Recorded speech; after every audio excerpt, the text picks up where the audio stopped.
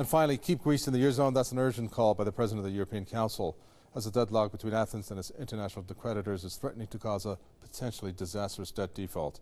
Donald Tusk has urged EU leaders to prevent Greece from exiting the single currency. The call follows a meeting of the Eurozone finance ministers in Brussels on Saturday. The talks aimed at releasing bailout funds for the country have broken down. Eurozone finance ministers have rejected a request made by the Greek government to extend the term of the bailout program beyond Tuesday.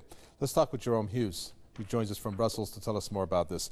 Well, Jerome, at this point, gosh, it's down to the wire, and I guess there's going to be a referendum. What is the referendum exactly going to ask the Greeks to do? Well, the referendum will ask the people of Greece, will you accept the terms of a new economic reform package in return for bailout funding from international creditors? But it's a little bit of a joke at this stage, because we know that the head of the International Monetary Fund, Christine Lagarde, has said basically this referendum is invalid because they're being asked to answer a question about a package that will no longer exist after Tuesday, because after Tuesday the bailout program expires. So, you know, it's sort of it's completely, to quote her exactly, she said it's invalid. However, she kind of contradicted herself in a way, because she said that if there's an overwhelming yes vote, so if the Greek people do vote to accept, you know, the terms of a potential economic reform package in return for a bailout from international creditors, well, she said if there's an overwhelming yes vote, this would pave the way for perhaps further negotiations. And she said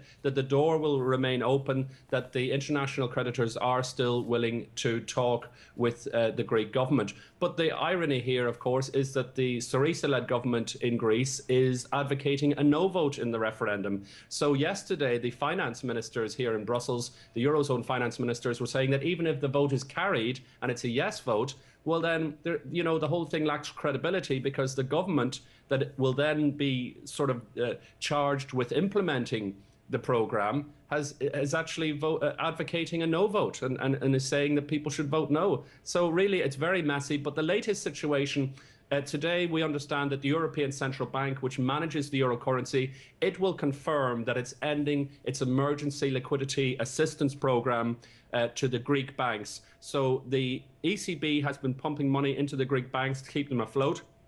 And we understand that the ECB today will cut that funding and say that it can no longer provide that assistance.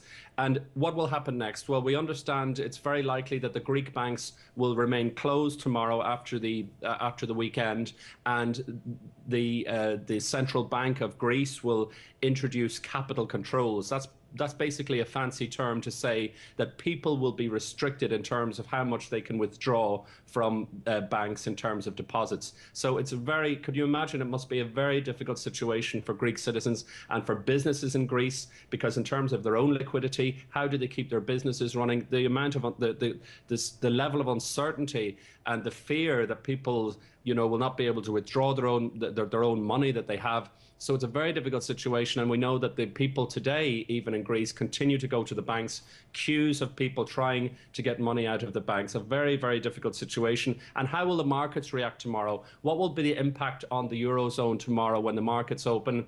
How will it affect the euro currency? Is it possible that this could lead to an end of the 19-member Eurozone, which is a cornerstone of the European Union? So the contagion effect, could this be the beginning of the end of the EU? I mean, there are so many unanswered questions, but really, I suppose our sympathies have to be with the people of Greece, for the ordinary citizens and for the small businesses, etc. It must be a very difficult time.